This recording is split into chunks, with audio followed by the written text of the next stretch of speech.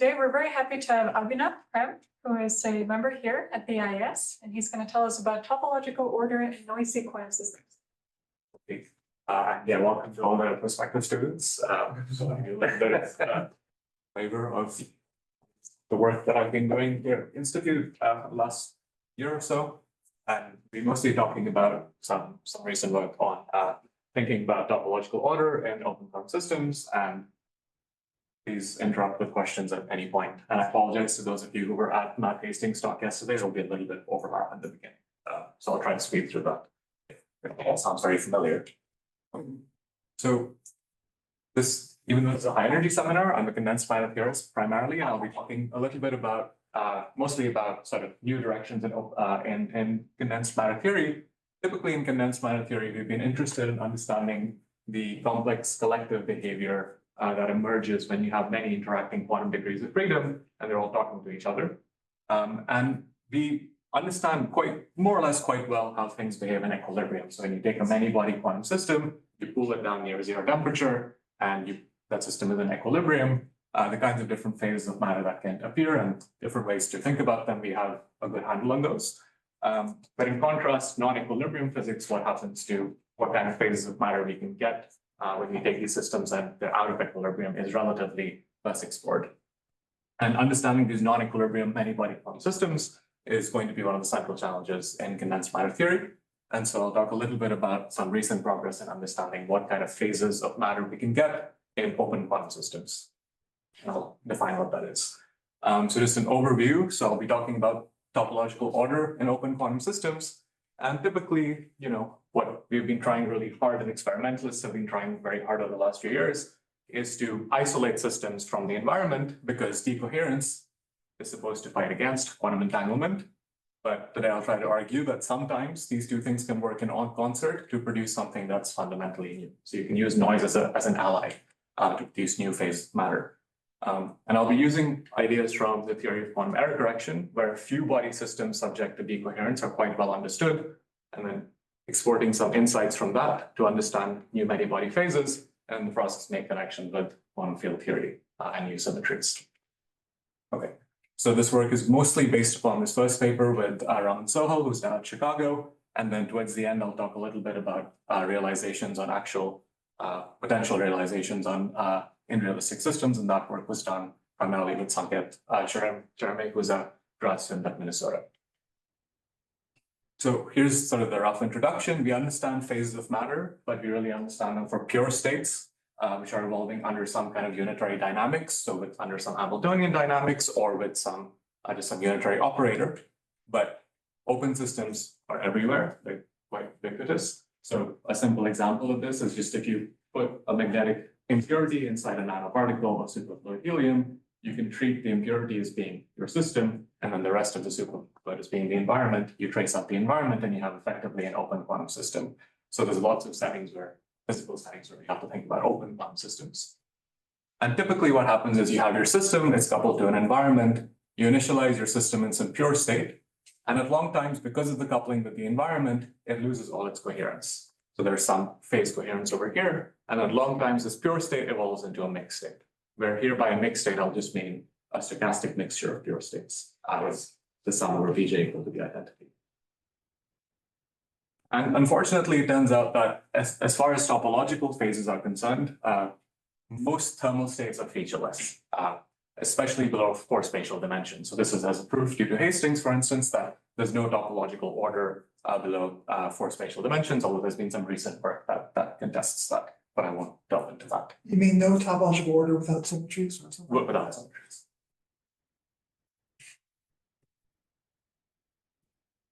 Okay. But and by the way, below 4 dimensions means 4 space. 4 spatial dimensions, yeah, thank you. Yeah, so throughout when I refer to dimensions, I'll mean space dimensions. So for instance, the Toric code in 4 spatial dimensions can host topological order at finite temperature, but below 4 spatial dimensions, it loses all topological order below 4 spatial dimensions at any non-zero temperature. But fortunately, we don't only have to consider systems that are in thermal equilibrium. There are many other non-equilibrium systems and different kinds of steady state phases that we can consider. And this has sort of exploded recently due to advances in condensed matter experiments. So for instance, if you take a two-dimensional topological insulator, couple it to a two-dimensional magnet, the effective dynamics of the system is just governed by the Schrodinger equation, but now the Hamiltonian is non-Hermitian. So you can effectively think about phases of matter evolving under non-Hermitian dynamics. You can also set up some cavity QED or circuit QED system where you drive the system with some external laser, and then there's some intrinsic noise in the system. And here the effective dynamics is governed by some master equation, here the Lindblad master equation, where the first term is just your usual Hamiltonian coherent evolution, and then all the noisy processes are encoded into sort of this phenomenological term. All the kind of incoherent processes just entered through these jump terms. And there have also been lots of realizations of interesting many-body states on different NISQ noisy platforms. So here, for instance, on Quantinium, they realized the Toric code ground state. And in these systems, what's going on is you prepare some many-body state, and there's intrinsic circuit level noise. And here your density matrix that you prepare just maps onto some other density matrix, and all the incoherent processes are encoded into these so-called cross operators. I'll get back to that later. Okay. So in principle, decoherence is a non-unitary process. So we don't have we're giving up unitarity when we think about these systems. And in principle, there's no reason that we can't expect new phases of matter to appear in this kind of setting. And we can drive new kinds of dynamics, new kinds of phase transitions. And there's been a lot of work over the last few years in discovering these kinds of different phases and phase transitions in this sort of setting where you consider non-unitary dynamics. And what I'll be focused on is looking for some kind of intrinsically mixed state order. And what I mean by that is certain kinds of patterns of many-body entanglement that under unitarity are forbidden in ground states of local Hamiltonians. And I'll be a bit more precise about this as I go on. Now, in 2+1 dimension, or in two spatial dimensions, the belief is that ground states of local gapped Hamiltonians are fully classified, and they're classified under sort of mathematically formally classified by unitary modular tensor categories. And these capture the universal data of braiding and fusion of these different quasi-particle excitations. And we can also, there's a different perspective on this where we can think of this as sort of spontaneous breaking of generalized one-form symmetries. And so the question is, when we take the system and now we couple it to an environment, can we get new topological phases of matter which cannot appear as ground states of local gap Hamiltonians? And if the answer is yes, then how do we classify them? So that will be sort of the question. Okay. Just to flash the main results. So what we'll do is study so-called error-corrupted topological orders. So I'll start with things that we understand quite well, pure state topological orders in two spatial dimensions, subject them to some kind of local noisy evolution, and then argue that the resulting mixed state has a different kind of topological order with certain kinds of symmetries that should not arise in ground states of local gap Hamiltonians. And the keyword will be this non-modular symmetry that appears here. And recently, there's also been some mathematical work on this paradigm. So we'll start with some pure state topological order, which has some strong modular one-form symmetries. I'll describe those adjectives later. For instance, we could think about some stabilizer code, turn on some noise, see what the resulting density matrix is, and study its symmetry structure or its stabilizer structure. And here, the stabilizer code transmutes into a subsystem code. And then towards the end, I'll talk a little bit about using these kinds of ideas to identify real platforms where we might be able to find these different density matrices or mixed states with intrinsically mixed state topology. And using this, we were also able to make sort of the first practical proposal for a local topological memory below 4 spatial dimensions, which has been sort of a long-standing quest in quantum information and condensed matter. Are you going to explain this? Yes, I'll explain this. Like I'm just flashing the main results here. Yeah. Because I have tons of questions about this. Yeah, I'll get to that. Just want to clarify. So even for mixed state, there is also entanglement. Indeed. So your previous slides, why you see this mixed state previous slides? So what I was saying is that as far as topological order is concerned, is if you only consider mixed states that are some Gibbs state, so some state at finite temperature, below 4 spatial dimensions, we don't expect any topological order. So if you're only thinking about topological phases of matter without any symmetry, then we need to think about mixed states beyond Gibbs states.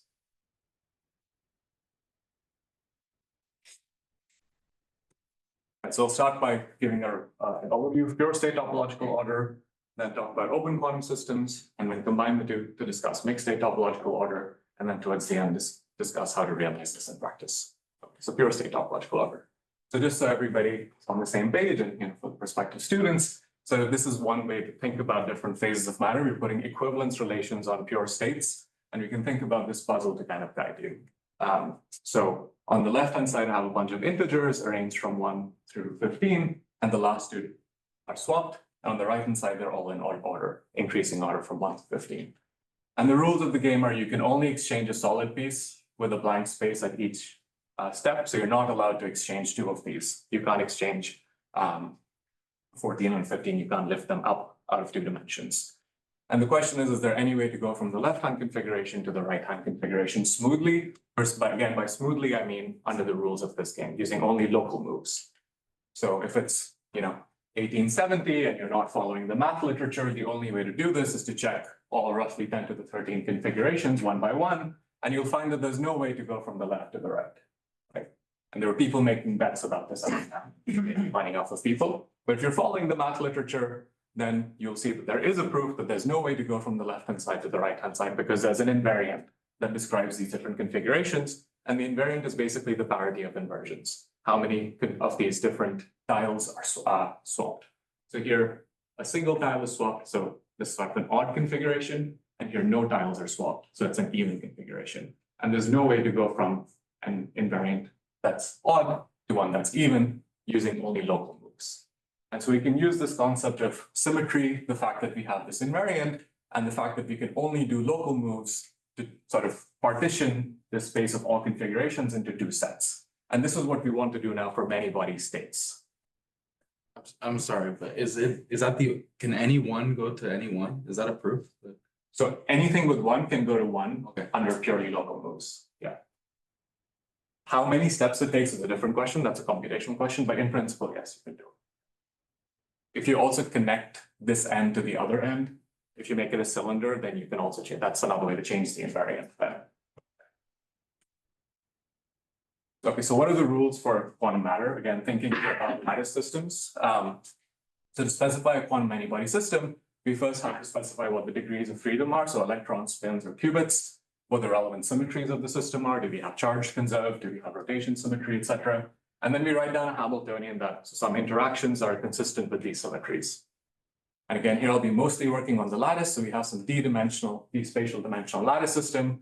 So for instance, on each link of this lattice, square lattice, I can put a qubit degree of freedom or equivalently a spin s degree of freedom where q is equal to 2s plus 1. I'll make some physically motivated assumptions, which is that we have this lattice structure, which is consistent with the symmetries, and then the interactions are local. So this is a good assumption to make. It's also physically motivated because in metals, we have screening and the effective interactions between electrons are short-ranged. But we can lift this assumption later if we need to. But for now, I'll work with purely local interactions, by which I mean that we have some Hamiltonian. It's a sum of local terms where each of these has some bounded range. So the range of the individual terms in the Hamiltonian will not exceed some finite distance. And then the task is just to solve the many-body Hamiltonian and find the ground state. We can partition the kinds of systems we can have into systems that are gapped or gapless. So what I mean by this is we solve this, we find some spectrum. So we have a bunch of eigenstates with some different energies.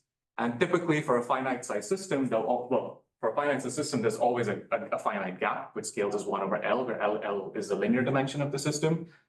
But what I mean by gap system, I'm asking for something stronger, which is that the gap between the first excited state and the ground state remains finite in the thermodynamic limit. So that's what I mean by gap ground state.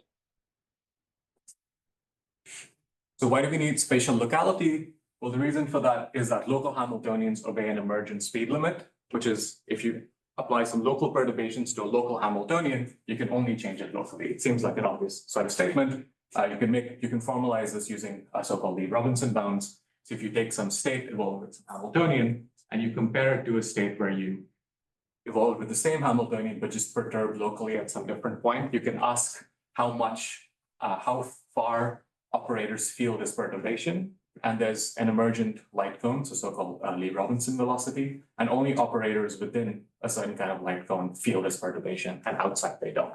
That's true up to a small error. Up to a small error, that's right. The reason we want a gap is that the presence of a gap enforces exponentially decaying correlations. And so if you have a gap ground state and you add some local perturbations to it, it's stable up to some finite error, as again shown by Hastings and Mann. And then if we have some symmetry, we can add that on top, and that will just constrain the space of allowed perturbations that we're allowed to add to our system. And so the key point here is that phases of matter are different phases, different Hamiltonians within the same phase of matter share the same long-range correlations. And if we want to change the nature of the long-range correlations, we have to close the gap. So there has to be some gap closing region to go from this set of Hamiltonians, which share some overall global structure, to a different Hamiltonian where we change this invariant. So here's one way to think about putting an equivalence relation on the space of many-body Hamiltonians. We'll say that two Hamiltonians are in the same equivalence class if there's some smooth way to go from one to the other, where what I mean by smooth is you look at this Hamiltonian, you diagonalize it, you look at its ground state. If you can smoothly interpolate between this ground state and the ground state of Hamiltonian H2 without ever closing the gap or breaking any symmetries, but I won't require symmetries here, then we'll say that these two are in the same phase. This is just a notion of adiabatic deformations between Hamiltonians. But equivalently, we don't have to talk about Hamiltonians. We can put equivalence relations just on the space of pure states instead. And we can say that two states, psi1 and psi2, are equivalent if there exists some finite depth local unit. Yeah. Question, is it important that there is no first order phase transition as you deform the Hamiltonian, or is not closing the gap enough? Here, just not closing the gap is sufficient. Yeah, for this definition. Your ground state is unique, or? It doesn't have to be. As long as the ground space manifold, even if there's some degeneracies, those stay constant throughout this deformation. So you do allow first order transition. You could have first order. The first order transition. No, you would, you would first transition. Yeah. No transition, no. There's no, I don't allow gap closings. Yeah. So no transitions. I didn't want to say, in the mixed state context, it's a bit more subtle. So I was jumping ahead to that, but yeah, at least in the pure state context, there'd be no phase transition at all. So in terms of sort of unitary equivalence between pure states, we can just say that two states are in the same equivalence class if there exists some finite depth local unitary that maps one state to the other. And so here, there's some state psi1, I apply a finite depth local unitary circuit to it, and if I can deform one state to the other up to ancillas, they're in the same phase. So if I compare this definition to the other one, I just take the original Hamiltonian and conjugate it with you, would that be the same thing? Yeah, so these two definitions again for Hamiltonians are the same. They're equivalent. It will not be true for mixed states, but for pure states and ground states of local Hamiltonians, these two definitions. There are different gaps one can talk about. One is gap of the Hamiltonian, the other is in the transfer matrix, in other words, the rate of decay of correlations. Are they always the same or related? Yeah, so in this case, the correlation length is roughly the inverse of the gap. Again, if we're only talking about ground states of local Hamiltonians, then these two are one-to-one. And there's some subtleties here in terms of locality. You can allow tails, for instance, the circuit doesn't have to be fully local. And then again, the depth can scale as a polylog of the system size. It doesn't have to be finite. Correlation length can be zero. And again, it's not the inverse. Gap states have, finite, or gap states have zero correlation, right? That's right. Well, they can have zero. It's the correlation length is not necessarily the inverse of the gap. That's all I'm saying. Yes, because that's true. That's a standard counter. Well, that's a relativistic statement. It's not true in condensed matter. In fact, it's not even meaningful because they have different dimensions, energy and length. You need the speed of light to collect. If I have a local Hamiltonian, I have an effective plays that role.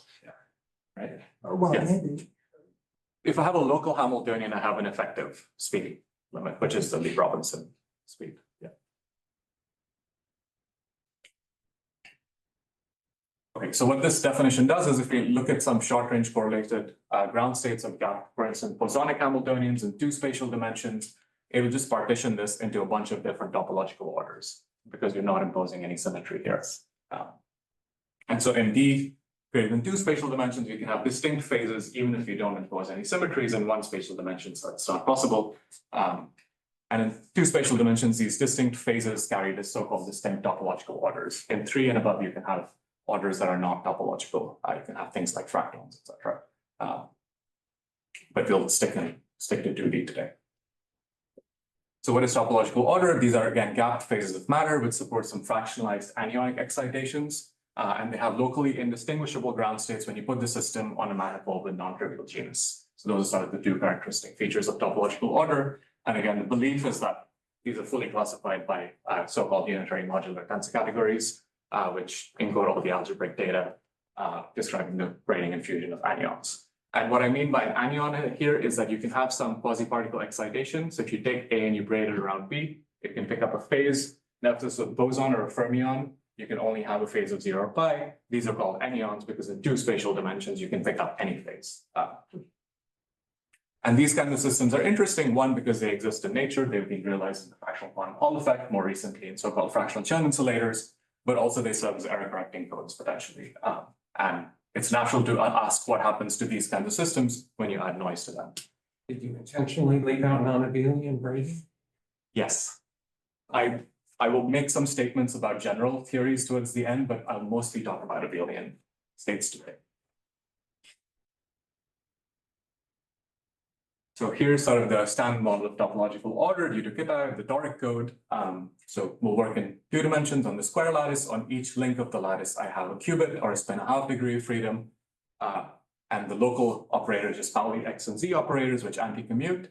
And then the Hamiltonian is a sum of 2 terms, so-called vertex term, where you take the product of 4 Pauli X's around the vertex, and then a plaquette operator, where you take a product of 4 Pauli Z operators around the edges of the plaquette.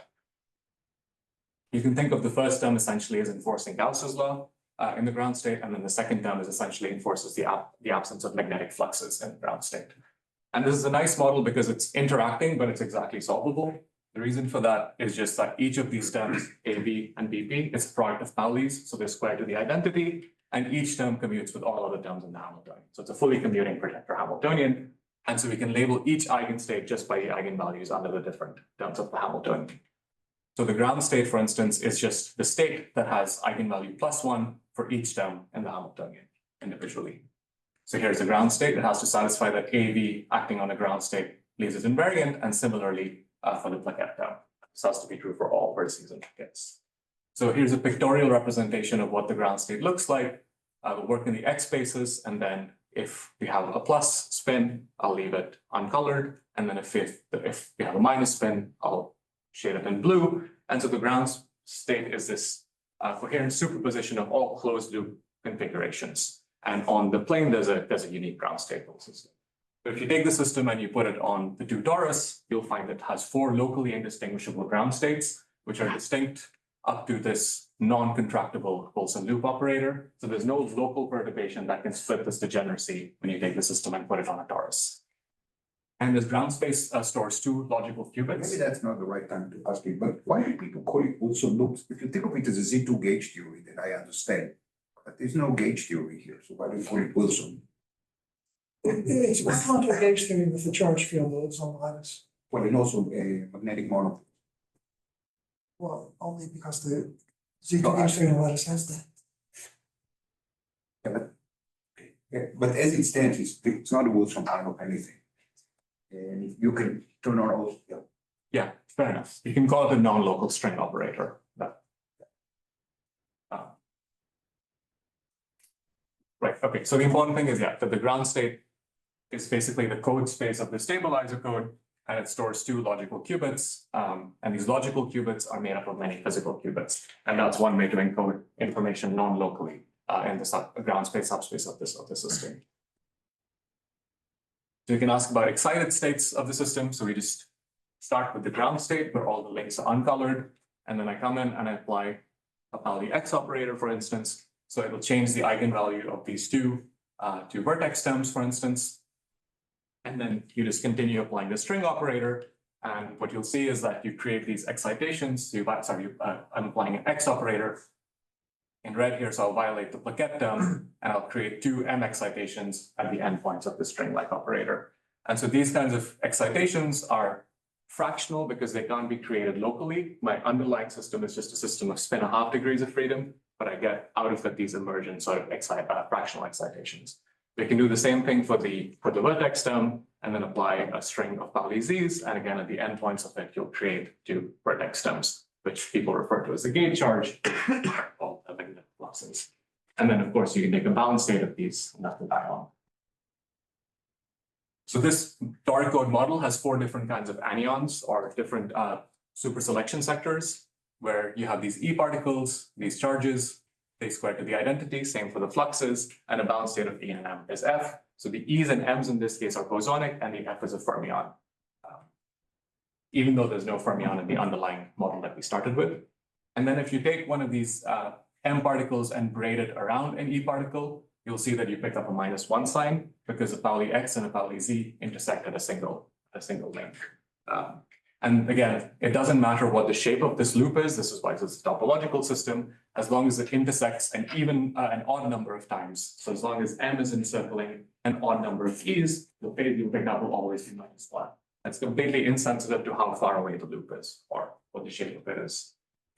So this is an instance of a topological invariant of this phase. It doesn't matter what the shape is, how far it is, etc. It just depends on the parity. And so you get some emergent long-range statistical interaction in the system in a fully local underlying Hamiltonian. And there's no way to change this phase by only doing local changes to the system. So here's where the robustness comes in. So we can also think about this in terms of symmetries of this Hamiltonian, or not of the Hamiltonian, actually, rather the ground state. If you take a closed loop of these Pauli Z's or Pauli X's, that leaves the ground state invariant, sort of by definition. That's because the ground state has to respect AB and BP equals identity for all vertices in Taket. So if you take any closed loop of these E's or M's, that's a symmetry of the ground state. And so we can think of topological order in terms of these generalized symmetries. So here it's a one-form symmetry, but it's not a one-form symmetry in the high energy sense, because it's not a topological symmetry of the Hamiltonian. And again, this property that the ground state is invariant on these symmetries is also a robust property of the field. There's no way to change it without closing the gap. So here's one way to see that. Let's take the Toric code Hamiltonian and add some new terms to it. So I'll perturb the system with a Pauli X on each edge and a Pauli Z on each edge. Now this is no longer an solvable model. It becomes, you have to do numerics on it if you want to understand the full phase diagram. But we can ask what the ground state looks like in the limit where I take either Hx to infinity or Hz to infinity. In that case, I either get an X paramagnet or a Z paramagnet, and I must have a unique ground state. And so I have a ground state degeneracy of 4, and then far away, when Hz is infinity or Hx is infinity, I have a unique ground state. So at some point, the gap has to close if I want to change the nature of the ground space. There has to be some point at which I get a phase transition between this Toric code phase and then some trivial phase. And the fact that you have these symmetries is robust throughout this Toric code phase, but this is an instance of an emergent symmetry, not an exact symmetry. So as soon as you add these Pauli X or Z operators to the Hamiltonian, the original closed loop operators stop commuting with the Hamiltonian because these terms explicitly break those. But there's still an emergent symmetry, which means that the ground state still respects these modified E and M symmetries. You basically have to fatten these string operators and you can dress them, and those remain symmetries of the ground state. So up to this point where you get the phase transition, you can always define some closed loop operators which leave the ground space invariant. And so in that sense, I mean, these symmetries are emergent, not exact. They're just a property of the ground space, not a property of the Hamiltonian. You drew the phase diagram square. Was that intentional? There's a symmetry between X and Z here. So it should be square. You can just flip between X and you can do a duality. It's symmetric under that reflection. It doesn't mean it's square. Oh, no, sorry. This is Is it known to be just like a rectangle? it's known to be a square in this case, numerically. Yeah. And you can there's a duality line that sort of goes through the middle here along the diagonal. But being square like that is a much stronger statement. There I'm relying on numerics. That's what it shows up in the numerics. That's what is it thought to really be straight or just approximate? I think as far as people know, seems pretty straight, but that's, yeah, finite space. Okay. So now to generalize away from the Toric code, we can define a whole family of so-called topological stabilizer codes in 2 dimensions. Where now instead of putting qubits on each link, I'll put a qubit on each link of this 2-dimensional lattice. So this is generalization of Pauli Z operators, where again they anti-commute, but up to some root of the unity, the root of the unity, and then we can define some Hamiltonian on this Hilbert space. And so these thetas are what I'll refer to as stabilizers. I won't write them explicitly because I want to talk generally, but they're similar to the terms that we write down for the Toric code, some X and Z, which is generalized X and Z terms. And you have to make sure that they commute. So we have these stabilizers in this Hamiltonian, and from those we can define the stabilizer group. And the ground space of the code space of this Hamiltonian is just given by all the states which are left invariant by these stabilizers. This is a direct generalization of the Toric code. And it turns out that we can realize all abelian topological phases that admit a gap boundary via these Pauli stabilizer models. So anything that's non-chiral in 2+1 dimensions can be realized as a topological stabilizer code. So it's a nice family of models to study. So abelian topological order is just fully specified by the different anion types that you have, their fusion rules, and their braiding statistics, which are just a phase in this case. And modularity, the modularity condition here, the fact this is a unitary modular tensor category, just means that for any non-trivial anion in your theory, it must be locally detectable. There should exist some other anion in your theory that can detect it. So braiding non-degeneracy is what I mean. Equivalently, the S matrix is unitary. So in these topological stabilizer codes, again, we can create these anions by some string-like operators. And what these string-like operators do is they leave all the stabilizers invariant, untouched, so they're +1 in the bulk of the string, and they're only violated at the end of these string operators. I should call these ribbon operators rather than string operators. They can have some width to them.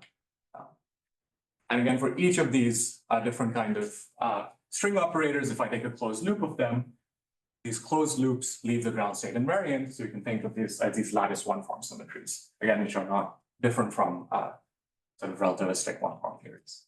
Question, is this 2+1? This is all 2+1. We can also define the logical operators of this stabilizer code, which are given by these non-contractible string operators or ribbon operators, where you just loop them around when you work on some non-trivial genus. And these non-contractible loops, they give you a representation of the Pauli algebra on the code space. And that's the way that we can encode logical qubits into the code space of the ground space of this Hamiltonian. And they encode all the braiding of the different anions in this case, which you can also think of as being the mixed anomalies between these different one-form symmetries. So for what I'll need going forward, we can just think about topological orders in terms of their anions. We have nice lattice models for them. Or we can think of them in terms of these generalized one-form symmetries. I can drop the adjective of generalized since I'm mostly not talking about non-abelian things here. Okay, so now moving on to open quantum systems. So generally, if we want to think about describing some open quantum system, we have some system which has its own Hamiltonian H, we have some environment Hamiltonian, and then these two are coupled in some way. And this is a general description of an open quantum system. And typically, if you don't put any strong conditions in this, you get some non-local in space and time effective interaction acting on the system when you trace out the path degrees of freedom. But we can make some nice simplifications. So there's two simplifications. One is thinking of the open quantum dynamics as being described by Lindbladian, which replaces sort of Hamiltonian evolution, or we can think of it as evolving under some quantum channel, which we can think of as replacing unitary evolution. And throughout, I'll require dynamics that respect spatial locality. So here's one instance. We can just think of some so-called finite depth quantum channel. So I start with some initial density matrix, which could be the density matrix of a pure state. I'll couple in some auxiliary degrees of freedom in a many-body product state, and then couple these together with some local Hamiltonian. Then I'll just trace out these ancillas of these auxiliary degrees of freedom. And effectively, what we'll get is that the pure state evolves into a mixed state under this kind of evolution. And we can describe this under this kind of Proust representation of a quantum channel, where the original pure state or density matrix just maps into this new density matrix, where all the properties of the environment or the buff are encoded into these Krauss operators, which have to satisfy a completeness relation. If you take the continuous time version of these quantum channels, you recover the Lindblad master equation, where the density matrix evolves according to basically the von Neumann equation, but then you get this extra term, and all the incoherent processes are again encoded into these so-called Chap operators. So coherent evolution in the Hamiltonian and incoherent processes encoded. All right, what do you mean for the external open environment to be coupled locally to the system? What does that mean? Yeah, so for instance, let's say I had a one-dimensional chain. Yeah. I could ask that the chain is only coupled to the environment at its ends. boundaries. Yeah, Okay. so not, Okay. for instance, yeah. Or don't you just mean the cross operators are local I just mean operators and cross. the jump operators? That's are all. local? That's all I It mean. can only be at the ends. It Now, could be everywhere. they could in principle be array, but I could also have a situation where this talks to something in the middle in general. So if I'm really thinking of a system environment coupling and trying to derive Lindblad equation from that, I do require the system environment coupling is also local. Otherwise, I'll get something non-local. Right. Yeah. So yeah. But then this is not, this does not accurately represent the coupling to environments for most experiments, right? Like. No, Lindblad is there's a lot of simplifications that go into this. Yeah. So Okay. this is sort of working in the Markovian limit where there's no memory of the bath. The bath has no memory of the system. Okay. Sorry, all this Markov property and the recoupling limit or encoded in the cross operators? So you've made that as up when you're thinking of describing your open system dynamics via some cross operator representation and I'm imposing this unital condition. Yeah, I am assuming Markovianity. There are ways to derive the Lindblad equation microscopically, starting from the system environment coupling, but there's a lot of assumptions that go there. You can extend it beyond the weak coupling limit though. The usual derivation relies on a weak coupling assumption, but there are other ways to do it that don't. The weak coupling is the same as Markov.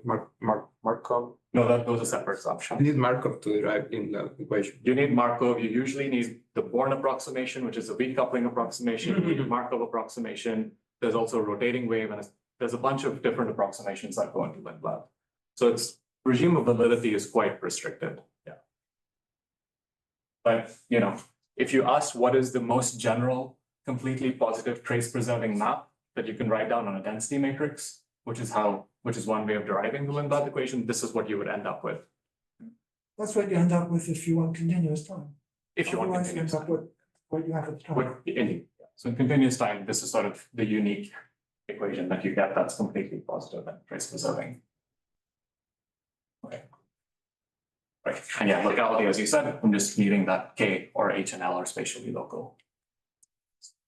Okay, so what are symmetries in open quantum systems? There's two kinds of symmetries that you can get. So one is a weak symmetry, which just means that you can have charges that are symmetry charges that are exchanged between the system and environment, and this corresponds to no conservation law. Or you can have a strong symmetry, in which case charges are not allowed to leave the system. Actually have a conservation law in the theory. And there's lots of interesting implications of having strong symmetries, such as having multiple degenerate steady states in your Lindblad. So in terms of the density matrix, if I just represent the density matrix, so the stochastic mixture of pure states, a weak symmetry means that I have an ensemble of asymmetric states, but the density matrix on average is symmetric. And the action of the unitary operator, you just conjugate it by this unitary operator, and it leaves the density matrix invariant. That's a weak symmetry. If you have a strong symmetry, then I'm requiring that each state in the ensemble is symmetric. So here, this gamma does not depend on I, whereas the weak is it can. That's the difference between a strong and a weak symmetry. Here, you just hit it on the left with the unitary operator, and it leaves it invariant up to a face. And we can define the same concepts for disordered systems, since I'm just talking about ensembles of pure states. So these definitions of weak and strong symmetries are not specific to open systems. We can define the same things for disordered systems. So now if I only have strong symmetries, we're essentially working in the realm of just pure state physics. If you only have weak symmetries, then you don't really get anything interesting because there's no conservation law. I put an asterisk there because you do get something interesting if you extend to non-invertible symmetries, but I won't talk about that today. But when you have a mixture of weak and strong symmetries, that's when you can expect something new to happen in the mixed state context. So here's one equivalence relation proposed by Tim Shea for mixed states, generalizing the equivalence relation for pure states. So we'll say if we have two density matrices, rho 1 and rho 2, we'll say they're in the same mixed state phase of matter if there exists some finite depth quasi-local quantum channel, and we'll need two of them. So sigma 1 and sigma 2. The first one maps rho 1 to rho 2, and the other one maps rho 2 to rho 1. And it's important to have this two-way channel connectivity because you can map any density matrix to just a completely trivial state via quasi-local channel. You just add an ancilla and do local swaps, and you can turn any rho 1 into just a trivial state. So to have sort of a meaningful equivalence relation, there should be a way of coming back. So this is one equivalence relation that we can place on the space of mixed states. So this is the analog of the finite depth local unitary equivalence that we placed on pure states. So you can ask, we also have this definition in terms of Hamiltonians and adiabatic kind of deformations of Hamiltonians. Is there an analog of that for mixed states? And again, Tim Shea proposed a different definition where we say that two density matrices are in the same mixed state of matter if you can go from one to the other via finite local Lindbladian evolution in such a way that the correlation length here, the Markov length defined via this quantum conditional mutual information, remains finite throughout the evolution. So you start with some rho naught and you evolve via some local Lindbladian, and as long as this correlation length defined by this quantum conditional mutual information doesn't diverge, you say you're on the same phase of matter. Yeah. These don't need to be unidal. Sorry? They don't need to be unidal quantum channels, or? No, they don't. But the interesting thing is that these definitions don't agree. So this one is a much coarser equivalence relation than the latter one. So unlike in Hamiltonians, where the unitary equivalence and the Hamiltonian equivalence they give you the same equivalence relation. For mixed states, these two are different equivalence relations. There are certain states that are trivial under the first definition, which are non-trivial under the second definition. Sorry, if we consider a spontaneous symmetry breaking of the strong to weak, are these two states like two different phases? Yes. For both definitions? So the strong to weak symmetry breaking, this is the first and the second definition will pick up. Okay. Yeah. If I impose additional conditions on the channels, can I get the second definition? Yeah, that's a good question. You have to impose a pretty you can. So you could ask that this definition is true on all non-trivial manifolds. So if you do that, if you require that you can find a finite depth quasi-local channel, not just on the plane, but also on the torus and on any genus manifold, then these two become equivalent, as far as I know. Why is this conditional mutual information? Why is it necessary? This is just giving you sort of the notion of a gap in this case, roughly, right? But if you apply like local quantum channels, but you don't preserve it in general? No, you don't have to. Yeah. And it's coming from thinking about gap ground states. So gap ground states are short range correlations. And so their conditional mutual information is sort of exponentially decaying. So at least for those states, this makes sense. We don't know in general if this is a good definition for general mixed states. I would say there's no consensus yet on what the appropriate equivalence relation is. These are the two that have been proposed so far. So is one known to be stronger? So the second one is a stronger condition than the first one. The first one is coarser. But where did you use the gap, the fact that this is the gap? So the fact that this conditional mutual information is decaying exponentially, this would be true for the ground state of a gapped local Hamiltonian. But there is no notion of a gap here. But there's also I don't see the Hamiltonian here. Right, there's no notion about states. Just about the states. So what does it even mean if it's gapped or not gapped? No, I'm not saying that there's gap. I'm just saying making an analogy that I can You're define saying exponentially decaying correlations is what means you gap. mean by gap. Exactly. I could define it this way. So it's not the same notion of gap. No. As in the first part of the. No, it's not. Yeah. For ground states of gapped local Hamiltonians, this mix is the same definition. But here there's no Hamiltonian, there's no Lindbladian. I mean, there could be a Lindbladian, but I'm not talking about the gap of the Lindbladian. The assumption would have been that to generalize from Hamiltonians to open systems, if you're working with Lindbladian evolution, we could just say two states are in the same phase if a Lindbladian gap closes or doesn't close. But you can actually have phase transitions or you can have the Lindbladian gap close and there's no phase transition, for instance. And it's fundamentally because it's a non-Hermitian operator. No, that would be more confusing. Is this a third definition? No, no, Depending on or not? no, they're just these two definitions. Naively, one could have proposed a definition in terms of the Lindbladian gap. That just doesn't work at all. So we don't even consider that. Sorry, I still don't understand. So if you apply, if you have a state with short range correlation, then you apply local Lindbladian evolution. Right. Doesn't it mean that like after this evolution is still gonna have short range? Why do we have to? So after a long time, it could. So it's local and Lindbladian, but it's not Yeah. finite time. Yeah, it's not finite time. Yeah. Yes, question. So the Lindbladian is the thing that's used as a quasi-local channel. Sorry. The way that the second definition implies the first one is that you can use a Lindbladian quasi-local channel. Yeah, so for every Lindbladian, you can get a quasi-local. You can derive it. You can derive it. Yeah. If the other way is not true, there are quasi-local channels which you cannot get by which are sort of the discretized versions of Lindbladians, but for any Lindbladian, there is a quasi-local channel. There are many obvious variations of the definition too. For example, you can ask that all possible correlation functions decay exponentially for evolution. Or you could consider another geometry where B is a fixed strip with R. Is this precise version of definition too important, or is it expected to be equivalent to some of the other obvious ones? It's expected to be equivalent, but we don't know that yet. Yeah, we haven't checked it. This is just kind of quite recent that even this definition has been worked out. There's been another definition just over the last week, which I'm not that familiar with. So this is rapidly evolving, and yeah, we're finding counterexamples. Because when we did our work, this was the definition that people were using, and then we showed that this one was too coarse. So then this definition came up. Now there's another one. So I should be very clear that this is in flux at the moment. We're still working towards a general equivalence relation. Okay.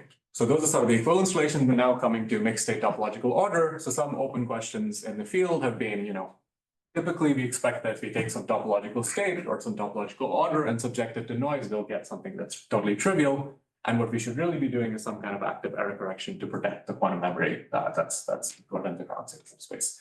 And so some goals are we want to stabilize topological order as a dynamical phase for arbitrary long times under noise. So that's a more challenging goal. And quantum information, this is sort of the quest for local topological memory below 4 spatial dimensions. And there's just been sort of our work, and then there's been really nice work by Ethan Lake and Margarita Davidova over the last couple of months, where they've come up with a really cool cellular automata that also does this in 2 spatial dimensions. Okay, so let me just go quickly now. So what I'll do is I'll start with some ground states of gap local Hamiltonians, which we understand quite well, subject them to these local noise channels, and just understand what the resulting mixed states are in terms of their symmetries or their anion theories. And again, we don't have any Hamiltonian or any gaps, so the usual notions don't apply, but notions of symmetry still do. So to get our result, we basically use 3 different approaches. One is just study lots of exactly solvable models. The second is to think of mixed states as pure states in a double Hilbert space, and I'll talk a little bit about that.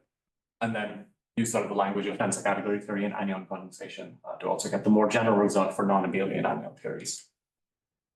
So let's just start with the Toric code because it's the simplest, and this ground state had these 2 symmetries, these E and these M symmetries, so closed loops left the ground state invariant, and applying an X operator to the ground state created a pair of M anions near some local site. So now I'll model the effect of the environmental coupling via this local quantum channel, and I'll consider, for instance, just a local quantum channel which applies a Pauli X operator with some probability P, or does nothing with probability 1 minus P, and P equals 1/2 is maximal decoherence, where you do that with equal probability. And what this local quantum channel is doing is that it's turning this pure state into a mixture of pure states with anions that are pinned. So you start with this pure state, and it evolves into this mixture of states where you have some kind of classical mixture of these states with some different numbers of M anions that are just pinned onto it. So that's what this quantum channel is doing. And this has been studied for a long time, going back to work by Kitaev in 2001, and more recently in terms of for thinking about phase transitions by Ashwin Vishwanath and company. And the assumption has been that you have this non-trivial phase where this one-form symmetry stays emergent, just like it did in the case of a Hamiltonian with perturbations, up to some critical point. And then you get a transition and you get some state that's purely trivial. So this has sort of been a long-standing assumption, and there's been a lot of work on figuring out what this critical noise strength is.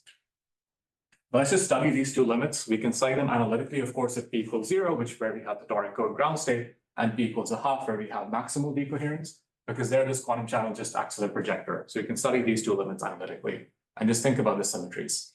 So at p equals 0, we have the Toric code ground state, and we have these two strong Z2 cross Z2 one-form symmetries, which have a mixed anomaly. And so this gives us a topological quantum memory, and the anion theory again is this 1D M and F anion theory. When at p equals 1/2, one of these strong Z2 one-form symmetries, the E gets broken down to a weak Z2 one-form symmetry. But they still retain the mixed anomaly between them, because of which here you get a topological classical rate. And so now it only stores a single classical bit at p equals 1/2. And what's happening is that these E loops are interfering destructively with the pin M anions, and that's what's breaking the strong one-form symmetry to a weak one-form symmetry. So the updated. What do you mean by a mixed anomaly for weak? Symmetry is weak, then there are no symmetry operators. No, you still can ask about these non-contractible loop operators and how they commute or anti-commute with each other. And those continue to anti-commute. But they do not commute with the Hamiltonian. There is no Hamiltonian. So they commute with the density matrix, but weakly where you have to conjugate it, instead of strongly where you just hit it from one side. So when you say mixed anomaly, you just mean that the two loops do not commute. That's it. But since one of the reason it's meaningful is that since one of them only acts on one side, they only get to be commuted once, not twice. That's right. In other words, U acts on both sides, but V only acts on Only acts on one side. So it's meaningful to say that they anti. That's right.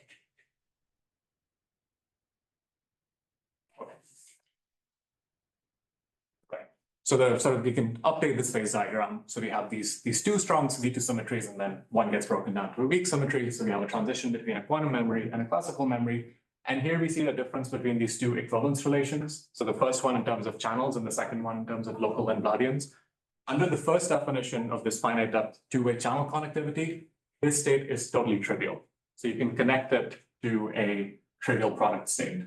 But under the second definition, it is non-trivial. There's no way to connect it to a trivial product state by a finite local invariant evolution.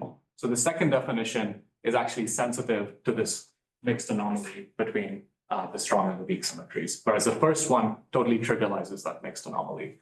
So we would claim that the second definition is the more meaningful. So will you show us that this first definition trivializes this mixed anomaly? No, I just for It must be time. simple then, if it's true. Yeah, you can just couple in some ancillas into the system and then apply a sequence of let's see how you do it in this case. You should just tell us what are the cross operators. Right. What property should the cross operators have to destroy this anomaly? Well, the difficult step is going from the trivial state to this non-trivial state. Yeah, but you also have to show that there's no way to go back. So yeah, to trivialize it, it's straightforward, right? I can just do swaps. I can just apply tensor and some ancilla and apply local swaps, and then that'll turn it into a trivial product state. But the harder step in need, as David said, is showing that there's no way to come back to produce this from. No, but I was asking you to do less, which was to trivialize the anomaly. That you can probably do in a simple fashion, I would think. Oh, indeed. So you just tensor and ancilla and apply local swaps, and then that'll do it.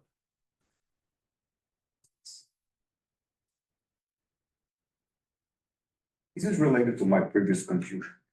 Since this is not a symmetry in the standard sense, the weak one, in what sense is this really an anomaly? It's simply the fact that these two operators don't commute. But is it really well defined, given that it's not a symmetry? It is a symmetry. It's a weak symmetry. I mean, it's a symmetry in the sense that I think what's happening is your density operator is playing the role of the Hamiltonian usually. yeah. But just think of the density operators playing the role of the Hamiltonian. Yeah, and then there's two notions That defines what it means to have a symmetry. We could do the same thing for, yeah, we could have done, we could always have talked about pure states, never having referred to Hamiltonians. And just think about pure state topological order in terms of symmetries of Hamiltonians, of pure states. So here I'm just generalizing from pure states to make sense. And there's no natural notion of what a Hamiltonian should be here. So yeah, I just mean symmetries of states. And the point is that anywhere between this 0 and PC, the density matrix. Sorry, I don't understand that. If you just have a pure state, and you would say a symmetry is anything that annihilates it or anything that gives one of it. Yeah. That's usually not a symmetry. But for a state, that's a meaningful notion of a symmetry. And But if, so let's discuss the Toric code. Okay. There are 4 states on the ground state, and the Z2s do not act in a invariant way, they map between them. So we would say, by this definition, the symmetry is not there. yeah, because it's sort of spontaneously broken in that case. So, but that means that it's not there. No, but those are the non-contractible loops, right? That's a non-contractible loops that map between the ground states. Yeah. But closed loops, That's trivial. yeah, they're trivial, but they leave the state invariant. Yeah, but the one form symmetry that you discuss here is the non-contractible. No, it's the contractible loops. These one form symmetries are the contractible. These are contractible loops. They're the contractible ones. Closed loops of anyhows. They should be non-contractible or else they commute. You don't mean to talk about contractible ones. Yeah, Maybe you mean open. open string operators. So something that creates a key here. So I believe So- both Matthew and me, it seems more logical to consider the closed ones. And then you have 2 relations. The strong symmetry obeys U rho equals an eigenvalue times rho. Right. Why don't you write the 2 equations on the blackboard? Yeah, so- So view 0. Plus or minus rho depends It's going to be when the time is conserved quantity. gamma. That blue quantity is V rho V inverse equals U. Well, you better distinguish your U's from your V's. Weak. And then the statement of the anomaly is the statement that the U and W that appear in this form. Okay. That's it. That's all I'm saying. And these are not, better be non-contractible. These are non-contractible. Yes, yeah. Well, but if that row was the projector onto all the ground states of the Toric code, then it would be, On the torus or on the, let's say on the torus, yeah. yeah. So you're on the torus and you project all 4. Okay. Then the row, and it would be fun, right? Yeah, but I want to start with, Because by doing that, you have, in some sense, broken the symmetry. yeah, I mean, you can, The symmetry being weak means that we can't assume that rho is an eigenstate of W. yeah, Rather, it's invariant under this conjugation. yeah, that's all. So rho is diagonal on the W basis. Yeah. But but we don't single out a particular eigenvalue. Yeah. But it is meaningful to say that W intercedes with U. Yeah, I still fail to say why you call it an anomaly. In the pure case, I understand why it's an anomaly.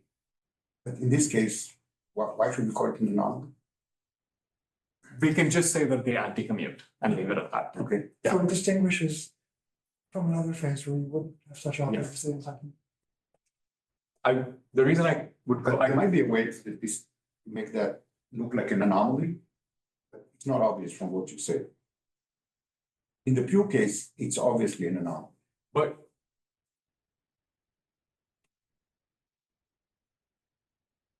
yeah, for now, we can just say that they anti-commute. That's all that'll be important. here. But it is an anomaly in the sense that there is no way to produce this starting from, if I started with a completely trivial state and I wanted to map this completely trivial state into one where the action of these different symmetries was in this way, where the anti-commuted, there's no way to do that by a finite depth quantum channel. So it's an anomaly in that sense here. But all you're using it for is to distinguish it from the state that has E2 times E2 strong and weak symmetries that do commute. That's right. There's a phase that I can't get rid of. it's an anomaly in that sense. So you can make it more formal by, there's an SPT version of this, for instance, not talking about topological order, where you also have these anomalies, not of one form symmetries, but of zero form symmetries. And you can show that it's sort of an in one dimension, it's an H2 obstruction. So it's an anomaly in that sense. Yeah. And in one dimension, we can show that it's an H2 obstruction between these strong and weak symmetries. So yeah, anomaly in that sense. Okay, thanks. Yeah, this is good. Okay, so just for the interest of time, I'll go through this fast. We can also add different kind of noise, where the kind of noise we now add create sort of fermionic excitations locally instead of creating bosons. So the E or the M's, we just create these F excitations locally. And then we can ask again what happens as we tune this noise strength. And so here you get a phase above some critical noise strength that's non-trivial under both definitions, 1 or 2. And here the state that you get, the mixed state that you get, is some quantum condensate of these fermionic loops. And so you have a strong one-form symmetry, which is just a fermionic one-form symmetry, which remains strong through this transition. And the effective anion theory you get, on the other hand, is just one and a fermion. So this is a non-modular theory that just has one and a non-local fermion in the anion theory. And this is believed to be impossible in the ground state of a local gap Hamiltonian. There's no way to get this kind of this anion theory in 2+1 dimensions. So quick to go through the sort of the general construction. We can start with some density matrix in the code space of a general topological stabilizer code, and then just add some noise. So we have these stabilizers of the original density matrix. So each of these are a strong symmetry of this density matrix. We add some noise, the kind of noise that we apply, it just creates anions sort of locally. So there's these short string operators that creates a pair of anions in some local region, and we tune this up to maximal decoherence. So equal probability of creating no anions, one anion. And then we just ask what are the symmetries of the resulting decoherent density matrix.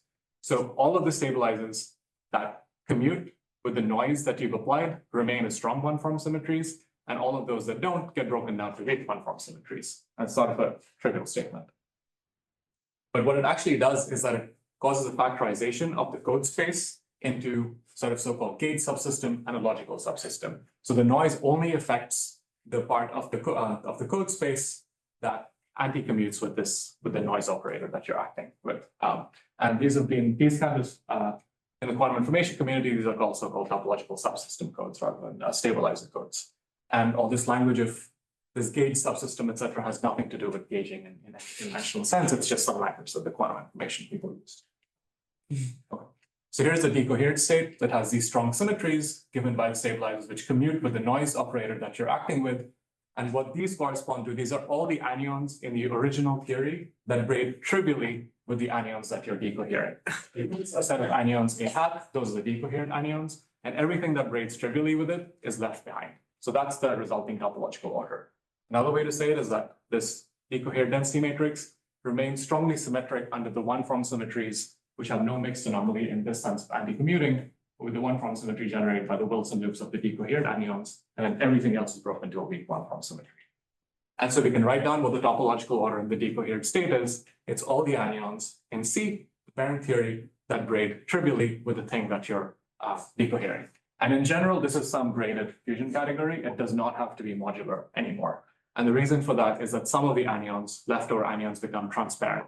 They now braid trivially with all the other anions. So this is a way to start with a nice, well-defined UMTC, just add some local noise channel into a non-modular theory. Is there a sense of modding out by the centralizer, but these guys that commute? Exactly, yeah, I'll get to that in just a second, yeah, the general statement.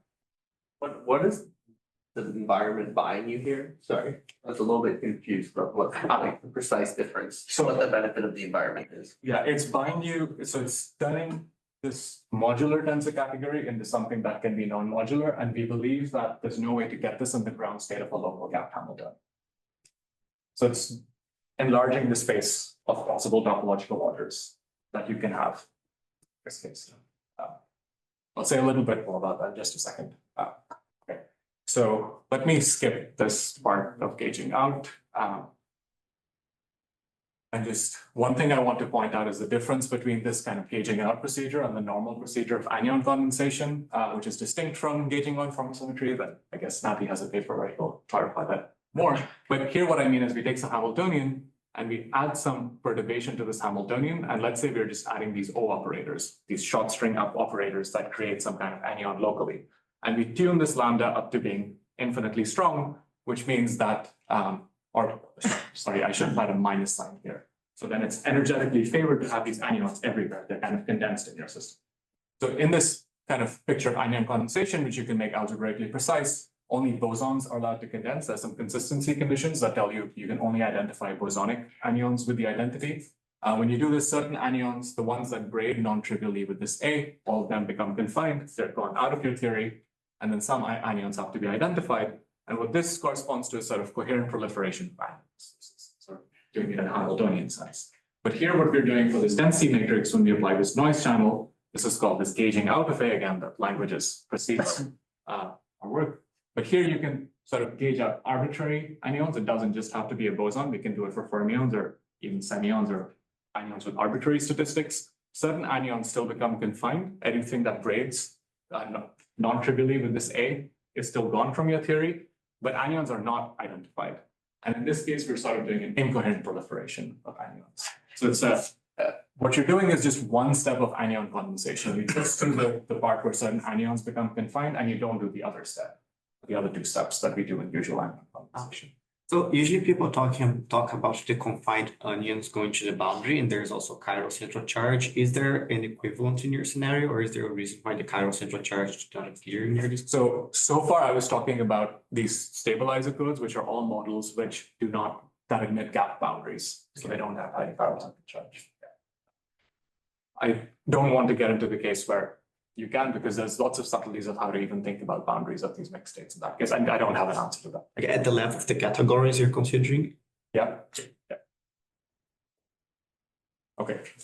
So one way to make this precise and to generalize from these topological stabilizer codes to general categories is to use this kind of double space perspective, where we can think of there's a faithful representation of any density matrix as a pure state in a double Hilbert space. So we can just take this original category we have, we double it.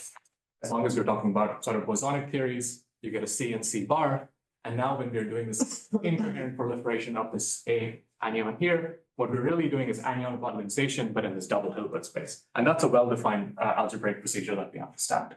And so we can use kind of the language of anion condensation in this double Hilbert space, and then map back to the original physical Hilbert space to understand what noise is doing to arbitrary UMDCs, not just those that are abelian. And on the lattice, we can do this using string net models. So again, we have lattice Hamiltonian general categories with gap boundaries, and we can sort of add noise to them and see what the resulting mixed state is.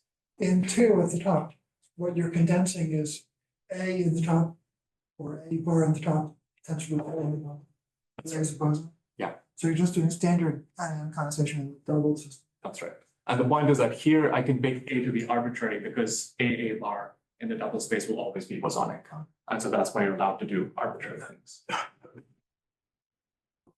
So this is the general result that Navi preempted, which is if we start out with some general unitary modular tensor category C, we pick some proper subsets of anions A hat.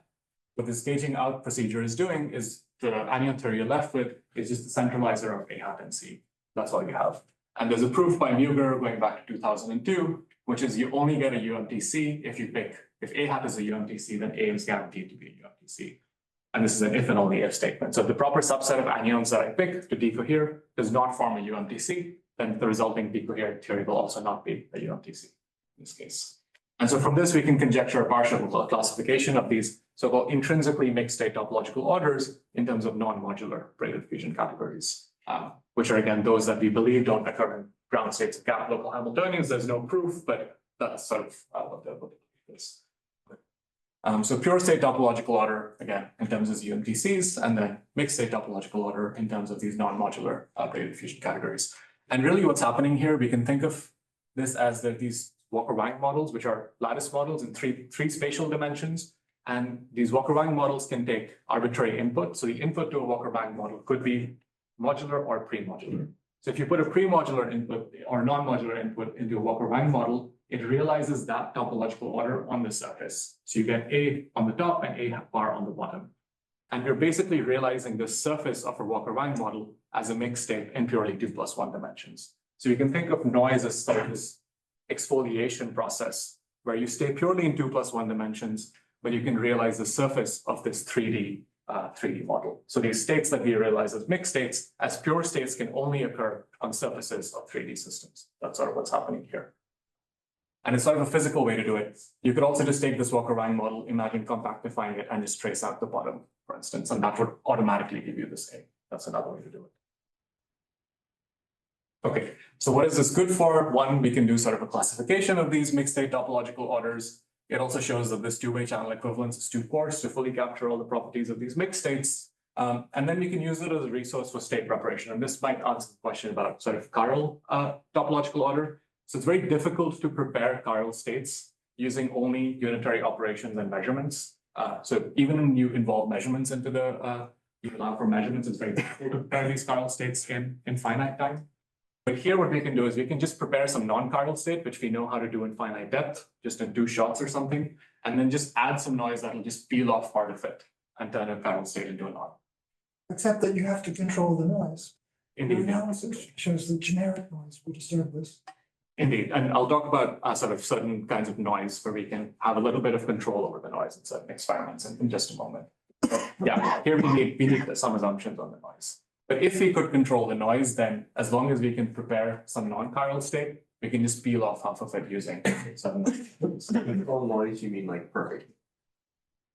Yeah, if we have some experiment where you can design what the decoherence is, for instance, yeah, which is very difficult. You don't need to completely design it, but you need to make sure it doesn't disturb the symmetry you want to keep, which That's is right. probably difficult in general. Which is quite. But fortunately, there are some platforms where the inherent noise in them is amenable, not for these chiral states, but for certain kinds of topological orders. So let me get to that just very briefly. So you want to identify exactly some kind of platforms where the noise is one that is helpful to us. So not all kinds of noise are the same. Typically, you just get fully depolarizing noise in most quantum systems, but there are certain platforms studied, for instance, by Shruti Puri's group at Yale, where you have the dominant form of noise is so-called biased erasure noise. And essentially what happens in these kind of systems, which are these Rydberg atom platforms, these noise channels inherently have some strong symmetries. And so you only get a Pauli Z noise, for instance. You don't get X and Y. You only get a Pauli Z error or nothing with equal probability in these kinds of systems. I won't go through the details of the platform, but essentially in these systems, these errors are called are heralded. So anytime there's an error in the system, effectively some classical flag is raised. So you know exactly where the error happened, and it happened with 50% probability. That's just a property of these Rydberg atom platforms. And we can use these kinds of heralded errors to stabilize non-trivial topological phases for arbitrary long times in 2 spatial dimensions. So here's sort of a picture of what's happening. You have some stabilizers in your system, and then the noise channel acts, and what it does is it creates these 2 stabilizer defects and simultaneously raises a classical flag, degree of freedom. And then as this sort of goes on, you get certain kinds of, these flags give you partial information about the order in which these defects were created. And so you can use that extra bit of information to try to error correct back into the original state that you started with.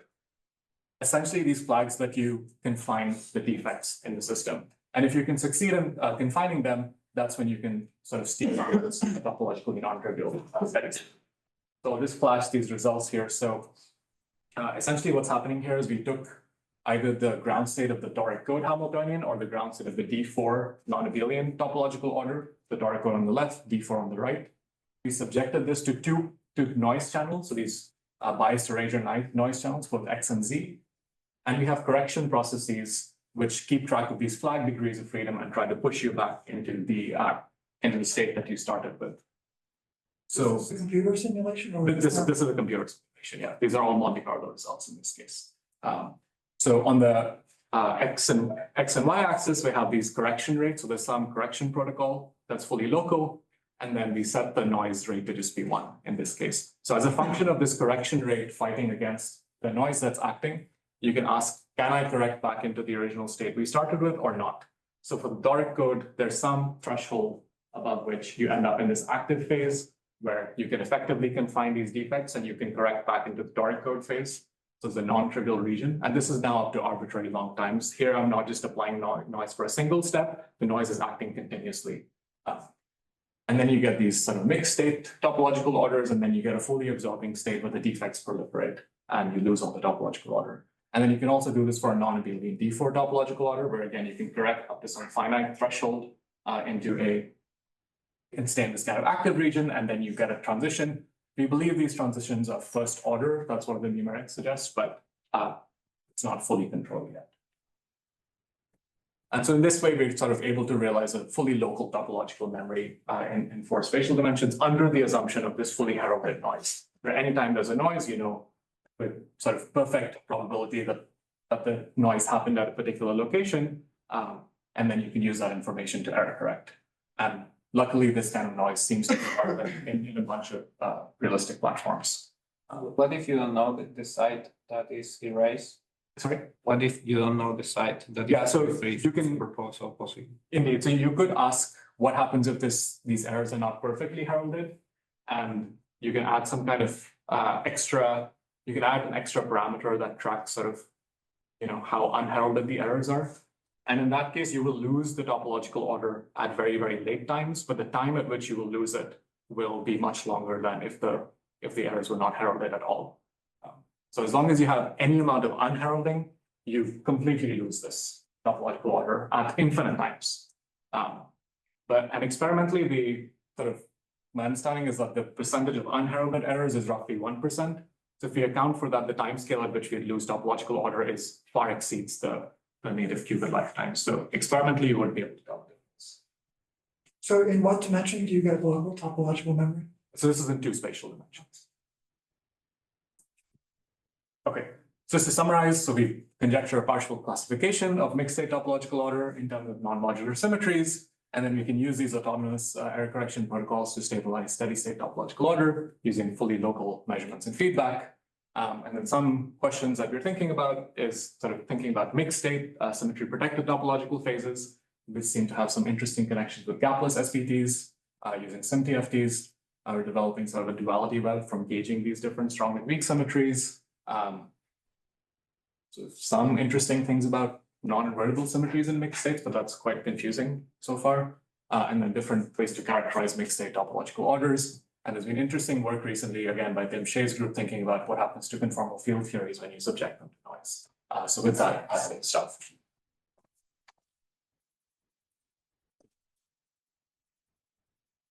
All right, we had a lot of questions during the talk, but maybe let's make room for 1 or 2 more. Going beyond 2 dimensions, could the anionic excitations be replaced by pairs of loops which generated? Yes, indeed. So you could generalize to, for instance, 3 dimensions or higher. So there's been recent work by Mengcheng, Tyler Ellison and company, where they looked at the fermionic toric code in 3 spatial dimensions, and they showed that at finite temperature, there's no topological memory, but they argue that there is some kind of non-trivial order even at finite temperature in the system. Again, looking at these 2 form symmetries in that. So indeed, that's totally possible. So if we consider an open system that has a non-Hermitian effective Hamiltonian that is non-Hermitian, how does strong and weak symmetry realized through? Yeah, so non-Hermitian systems are sort of in a totally different universality class in some sense, because you're essentially asking that you're continuously monitoring the system in that case. And the dynamics is no longer trace preserving.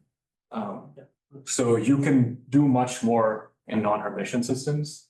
And you can even realize certain non-unitary PQFTs using non-Hermitian Hamiltonians. Yes. And they're non-Hermitian string net models that people have written down on the lattice that realized. Yeah. So these weak and strong symmetries are trivial in the code space, right? You're using them as stabilizers. That's right. Is there a way of acting transversally with something like a gauge group on the code space with either of these? Yeah, good question. I'm not sure. There's an abstraction usually for this kind of covariant quantum codes. I think you might be locally, so maybe this can bypass that.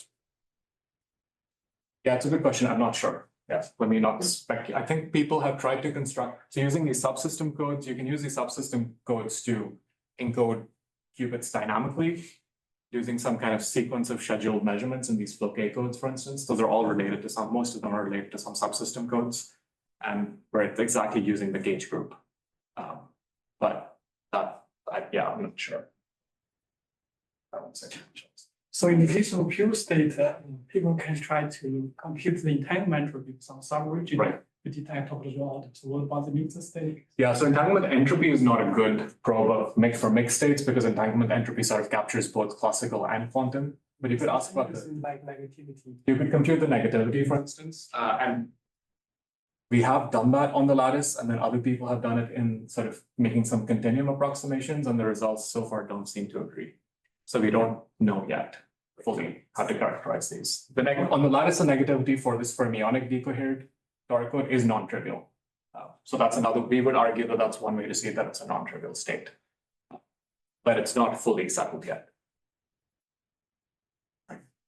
Okay, why don't we do the rest of the questions offline since we're a bit over time, but let's thank Abhinav again for a great talk.